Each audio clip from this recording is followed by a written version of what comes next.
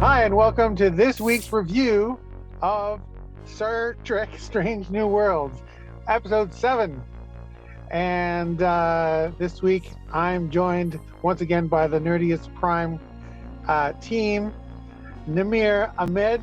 Hello. And Alan O'Neill. Ahoy!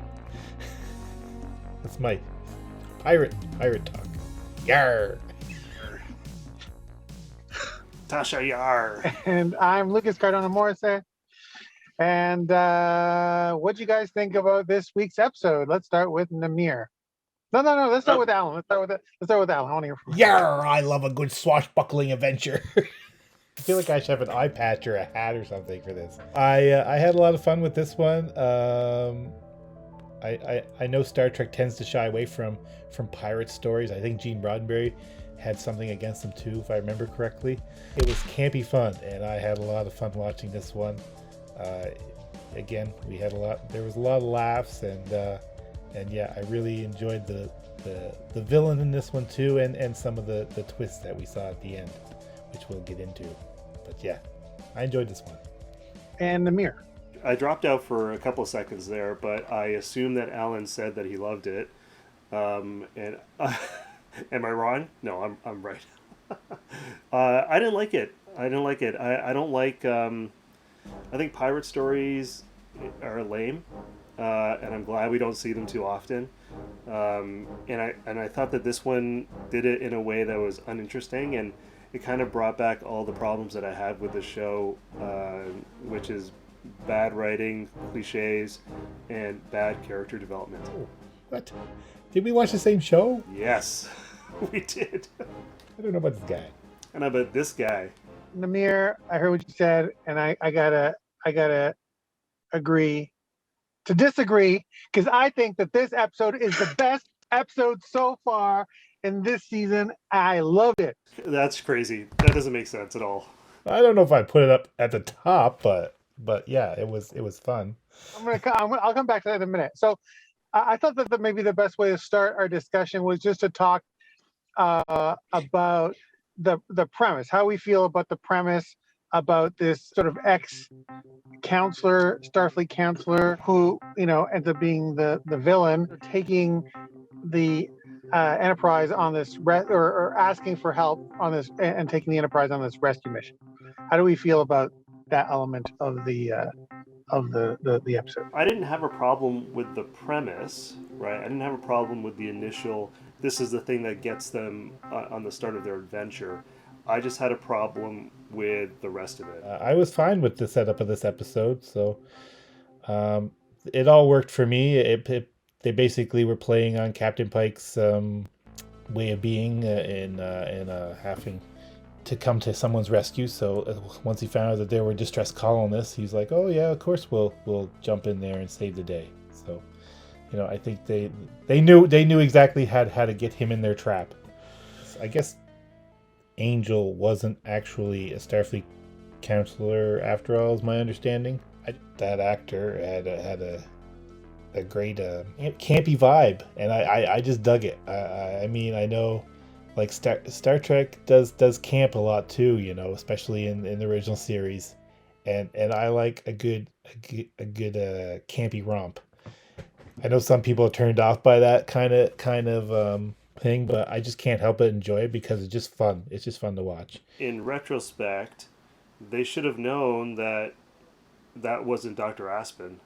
Why is that? Because they should have known what Dr. Aspen looks like. Pike was like, I looked at your file. You look very different.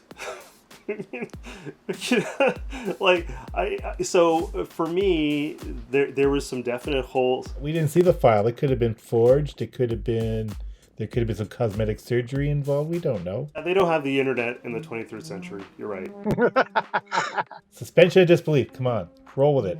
It was fun. I can suspend my disbelief if it's like, yeah, but you have to give me something to work with, right? Because to me, that's my point, is that it's lazy, and they didn't have to do that, right? They could have come up with all sorts of other reasons, but it's that thing that I find in a lot of the new Trek shows, is that the writers don't seem to think things through, or they don't They don't care enough to think things through, and it shows. I mean, you're correct, and there's a logic gap there, but I never thought about it while I was watching the episode. I was having too much fun watching the episode. I thought the premise was great in terms of getting us into the story quickly, and I really liked the guest star, who is supposed to be a Starfleet counselor that's had a tragedy in her life and then decides to go the other way, and I really was invested in her relationship with Spock and how she was trying to help him cope with his two halves, Vulcan and human. And then I think at some point I started to suspect that maybe she was the villain. It was when she entered his ready room, his room, looking like a villain, because she was in this super tight black cat suit, with black oily hair, and was really like, "Hey, how you doing?" I was like, "Oh yeah, she's the bad guy." Well, and the thing I was thinking about that, oh, maybe she'll make it the bad guy, and I was like, I hope they really don't, because I like her as a character, and I like her relationship with Spock, and it's going to be a little bit cheap if she becomes the villain. And then she became the villain, but she crushed it as the villain. The way that she played that character, she had so much fun with it, and she did such a good job that then it didn't bother me, because now we were doing something else, and she was very nuanced as the as the antagonist. So it was weird, because at the beginning I was like, she, as an actor, she's playing it very deflated, and I was like, there's something going on here. But then I think she did it that way to make it seem like once the reveal happens and you realize that she's the pirate captain, it's all the more of a contrast, because she plays it so over the top near the end, right? So you get that kind of nice dichotomy, and it works really well. My biggest criticism with this episode is it's another like Spock to Pring Nurse Chapel centric episode, and as I mentioned before, that love triangle thing is wearing really thin for me. Like I can't believe they did it yet another episode where that's a main storyline, and it drives me crazy. First of all, what's your problem? And then what's your problem? So my problem is like that whole aspect of storytelling, like the love triangle being the center of anything of a story, is really kind of cliche, right? And you do it once, but this is the third time it's happened, and it's not interesting to me, right? Spock is not actually an interesting character, in my opinion, on this show. So many of the other characters are much more interesting. Same with T'Pring, and Nurse Chapel is good, but she's only like, her personality is now defined as, the crew member that loves Spock but can't have him, and that's so lame. It drives me crazy. And she's also the crew member that can take down any alien on board with a hypospray. And she's also the crew member that knows how engineering works, even though she's a civilian. Oh, where was Hemmer? This is like episode 3 without Hemmer. That's the other thing. Hemmer is nowhere to be seen again. Stop. Hammer time. So I can't take this. I can't take this Spock to Pring Nurse Chapel crap anymore. I really can't. If they do another episode, I don't know what I'm gonna do. Yeah, that's probably the weakest point for me too. I just feel like a lot of the stuff with Spock we've already explored. We've done a lot of Spock, and Spock wrestling with his human side and his Vulcan side, and the struggles he's had throughout his life, whether it's relating to other people or dealing with the human emotions that are inside of him. I feel like they are spending more time on that than I want to see in this show, where there's other characters who are underdeveloped or not seen enough, like Hemmer or Ortega. I would like to learn more about these characters. What would have made this the love triangle okay for me is if the love triangle was between Angel and Spock and T'Pring, right? Which I thought that's what they were going to do, and I was like, okay, I can buy that. What Angel's going to do is tempt Spock, and Spock's going to maybe realize that he has some feelings for her, and then they'll go talk to T'Pring. But they didn't do it that way. They rehashed that old love triangle that they did the episode before, So all of that setup where you think it's gonna, that was sort of leaning that way, didn't end up paying out.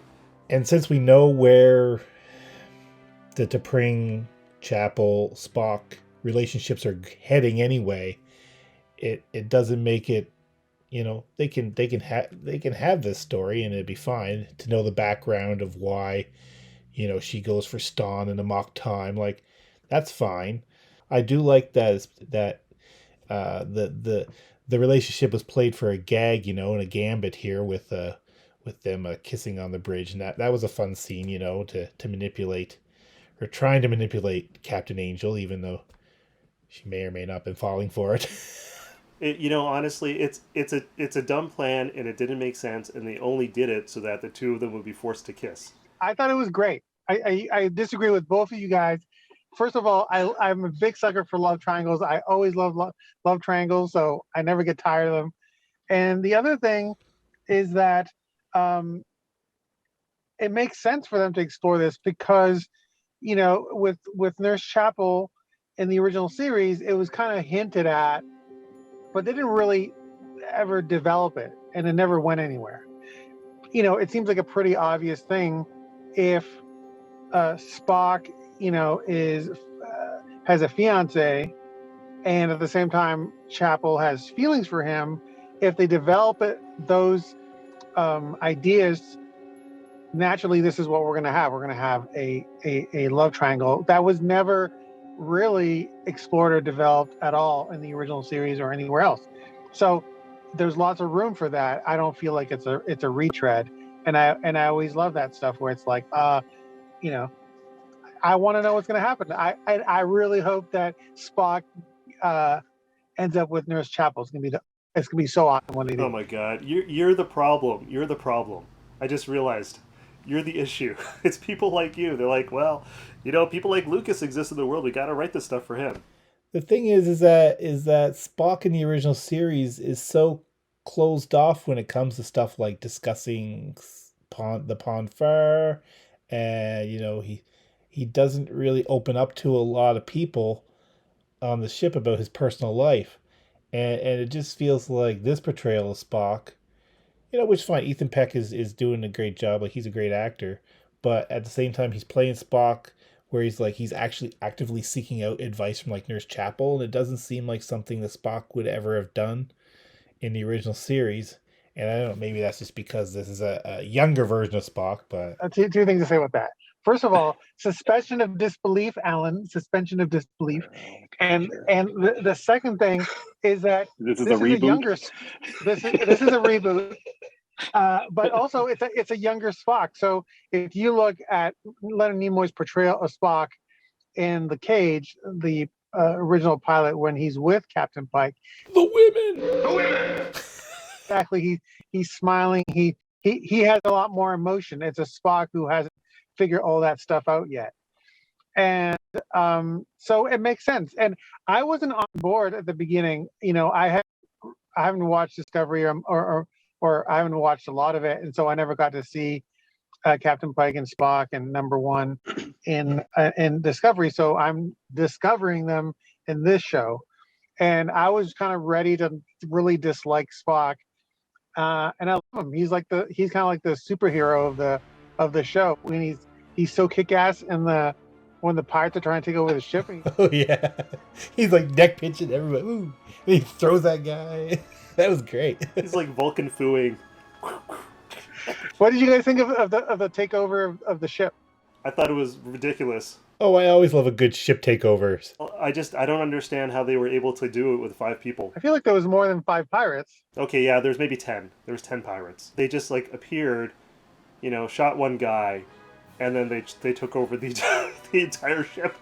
There probably should have been more thought to how that actually happened, And we know that there wasn't a lot of them, because as soon as Angel beamed off with her necklace transporter, Nurse Chapel just like had everybody at gunpoint, and they took the ship back. Well, their captain abandoned them and took off, and then they used backdoor codes to basically disarm the Enterprise. There was nothing they could do. They had to surrender. What? But what are you talking? What? There's their entire pirate raiding party that should be on that ship, holding the ship hostage. You're saying basically that because you couldn't believe the logic of the situation, then it kind of took away from like the action scene, basically. They could have had a really exciting sequence of the pirates trying to take over the entire ship, with actual battles in the hallways and sort of working their way up to the bridge, and sort of upping the stakes as it happened. But they didn't do that.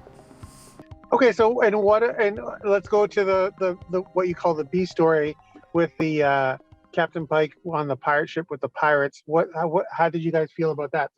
Let's hear from you, Alan. It was an odd sequence of events in that pirate ship, going from being interrogated and beaten, and then he says, "Oh, I can make your crew some food." I was like, what? And then it cuts to him with his apron on. He's got a pie.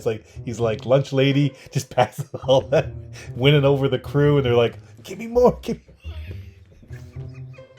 And it was just so bizarre. And then and then they all get thrown in jail. And they're just basically saying, "Hey, seems like you guys don't like the food, and you don't like that guy. Like, I'm telling you, we could be your friends if you want to take over this." And then something happens, and they get this mutiny going, off camera, and then suddenly Pike's there with a big ship wheel, like he's on some sort of old clipper ship. And there's all this fighting happening behind him, and it's all so ridiculous. But it's like, oh man, I just loved it all. I liked that. I was okay with that being so ridiculous, right? Because it was, pirates are fun, right? And that was okay. Like when you see him behind the wheel, you're like, oh, he's driving with a space rudder. There's a space rudder out there somewhere. It was just the right amount of pirate silliness. I think it would have been. The whole episode would have been unbalanced. It would have been lifting to one side like a downed pirate ship, if there would have been too much silliness. And I thought the episode had such a great balance between the menace of the situation with this amazing bad guy, the silliness of the pirates, and then the love triangle. And it was like a buffet. There's something for everyone. It's definitely a buffet, but it's a buffet at like a bad Chinese restaurant where you regret it about an hour after you get home. No regrets. You got the bad food. You got stuck in the bathroom after like an hour after coming back from the buffet, but we are satisfied and full. At least I am. I can't speak for Alan, but I feel like I had a great meal. The thing is, you have to avoid the seafood, Namir. Avoid the seafood, and just go for the kung pao chicken, and you're going to be fine. This was all seafood. You couldn't avoid it. I just love too when Pike gets spit. They spit that gruel in Pike's face. It's just like hanging on his lip for like the whole scene. It's like, and they ruined his hair too. I think he got mad because they ruined his hair. I really like that they introduced Ston in this episode, and I was like, yes, it's Ston. Now we're talking. Yeah. There is always Ston. This is not going to end well. This is all like building up to like amok time. Yeah, something's gonna go wrong. But I think they're rewriting history. I don't think I don't think that all this is a setup for a mock time. In other words, they're never going to pay this off in this show. I think they're totally going to pay it off in this series. And whatever, a mock time will be a mock time, and they'll be in its own universe. I mean, the only way that they're going to make it, the only way they can make it make sense is that at some point they wipe both of their memories or something. Like at some point they forget about all of this stuff. It's a reboot. I told you guys it's a reboot. Let's just forget about all the other stuff. This is like a brand new thing. So Ston might not have anything to do with anything, right? They're not gonna redo Amok Time. Sacrilegious. Yeah, it's like 10 years in the future, right? We're not gonna get there. So, oh my God! So it means we're gonna have 10 years of T'Pring, Spock, Chapel love triangle? Oh God, I just realized that. Eventually, Chapel will get engaged to Roger Corby. I assume that would probably happen at some point. I don't think they're going to rehash all that stuff. I think they're just going to deal with it all in this show. Anyways, I'm having a great time watching it, and I'm looking forward to seeing where it goes. Where do you think it's going to go? Where could it possibly go? Spock and Chapel are going to get it on, and it's going to be so good. Namir hates romance in his space shows. I get it. We get it. I do not. What I hate is this particular romance in this particular space show. What did you guys think of the final at the end of the episode, the big reveal of who the prisoner that they were going to exchange was? You mean the big reveal of the horrible wig and the fake beard? Yeah, that it's Cybok, Spock's half brother is this guy that they're trying to yeah. How did you guys feel about that? About the sort of the twist or the reveal? I feel like Spock has a lot of siblings he doesn't acknowledge. like you know, I mean, who else is out there? He has 2 that we know of. It was cool. It was a cool callback. I mean, I'll be interested to see where it goes. I assume this might be season finale material that Cybok's gonna do something major. I mean, there's a tease there, so I assume it's building to something. I think they're just setting up it's either something with this Captain Angel or something with Cybok, something with both. Well, I guess they're a couple, so it could be both of them come back to do some sort of nefarious plot against the Federation or the Enterprise or Spock. I don't know, but it's interesting. Yeah, I'm interested to see what they do with it. It's a weird. It's not a villain I expected them to bring back. So that was quite a surprise. After watching the whole episode and really enjoying the episode and feeling like it was a very satisfying meal and feeling like that I was good, the reveal of Cybok was like the dessert that you didn't think you needed at the end of this great meal, but it made the whole thing. I was so excited when I saw Cybok. I had goosebumps. I took a picture of my goosebumps so I could prove it that I had goosebumps, and I'm gonna put it. Yeah, I'll put that up on the video so people can see my goosebumps from seeing Cybok. I love Star Trek V, as you guys both know, and for it to finally get some love and for Cybok to come back, I was like, yes, Cybok. I was like, that's why when I saw that, I was like, I wonder, because knowing your feelings about Star Trek V, I was like, either Lucas really loves this or he really hates this. Because you were big on Cybok, so. And I mean, I guess time will tell if it ends up being a good portrayal of Cybok and, worthwhile. I mean, so far they've been hitting it out of the park, so hopefully they got good things to come with the Cybok character. Yeah, I wonder who they're going to get to play him. It's Ethan Peck in a bad wig and a beard. Yeah, well, you know what it reminds me of? I don't know if we had this conversation on camera or not, but, we were talking about Obi-Wan and what they've done with these other Star Wars movies or series, bringing back characters from the prequels or from less popular iterations of Star Wars, but giving them like a second life, either a character or an actor, like Hayden Christensen bringing him back as Darth Vader. Star Trek gets no love, and for them to bring basically a main character from that movie is sort of the same kind of idea. Yeah, I like it. I mean, I always thought that Cybok was kind of weirdly shoehorned into that movie. There was no kind of build up of that character. He just kind of appeared. So I think they could do a lot of interesting things.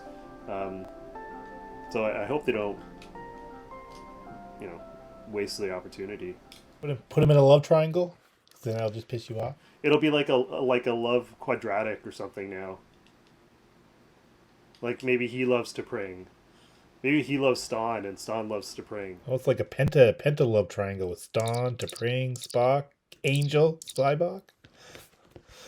So many players. Can I tell you what my favorite love triangle in the show is right now? It's between Pike, Ortegas, and the Enterprise. He does love that ship. Well, those moments where she's they've got that back and forth. I love that. That was so great. Because what did she say? Something about, it's like, oh, we're having a deep conversation, like a third date. And he's like, yeah. I like his little laugh of. Yeah, and then they pan over to her, and it's out of focus, but she's got this big grin on her face. It's so good. It's like those little moments are the moments that make this show work for me. I just want to say, is like, nothing will beat Captain Pike's pirate impression. That's single-handedly the best scene in this whole episode, even over the Cybok reveal. No other Starfleet captain would have ever done that, and it was just great that Anson Mount did a pirate thing. And his disappointment when Una's like, "Please stop it." But I just love that because when I watched that, I was like, it's like, that's unique to this character. I'm like, I just cannot see any other Starfleet captain just breaking into a pirate impression while they're on duty on the bridge. Yeah, and that's what makes him interesting, right? Like, that's what makes him kind of a great, unique character. Okay, let's hear our ratings. Let's start with Alan. Rating of this episode 7. I'm going to give this one a 7. I think it's not my favorite, but I still had a lot of fun. It was Star Trek showing that it can do a good campy swashbuckling adventure, and again there's trying out different tones with each episode, and I loved it, but it's still not as good as some of the ones I've already seen, like last week's so I give this one a 7. Well, I'm gonna give it a 4 out of 10. I thought it was the weakest out of all the episodes this season. I liked some of it. Most of it had nothing to do with the main storyline, which I didn't like. It's yet another, love triangle. Chapel, T'Pring, and Spock, which I was disappointed in. We're gonna keep seeing more of that, so I'm not looking forward to that. So 4 to 10 for me. Namir, I have to agree to disagree and give this episode a 10 out of 10 because I loved it so much. And I think this is, every Star Trek series that I love, there's always an episode that then, basically turns me onto the show and I go, okay, I'm going to watch the show. I love this show. With the original series, it was Return of the Archons. With Next Generation, it was Contagion. With Deep Space Nine, it was Duet. And every one of those shows, there was like one show that just congealed all the goodness of whatever that show was into something that was very fun and very watchable. And then I was like, okay, I'm on board. It's crazy to give a 10 out of 10. I just don't understand it. It doesn't make any sense. It was fun, but it was, even last week's, I liked last week's probably more than this one. And again, the submarine battle one was, I think those two were like hard. This one was, again, fun, but I don't think, it's not a 10 out of 10. But I'm glad you loved it. Good for you. No, I'm not glad because it makes me question your physical and mental capacities at the moment. Are you eating well? Are you malnourished? I feel like our triumvirate's just falling apart now. We're starting to lose respect for each other. I'm going to stop the recording now. Is your hat on too tight? There's got to be something. Just help me help you.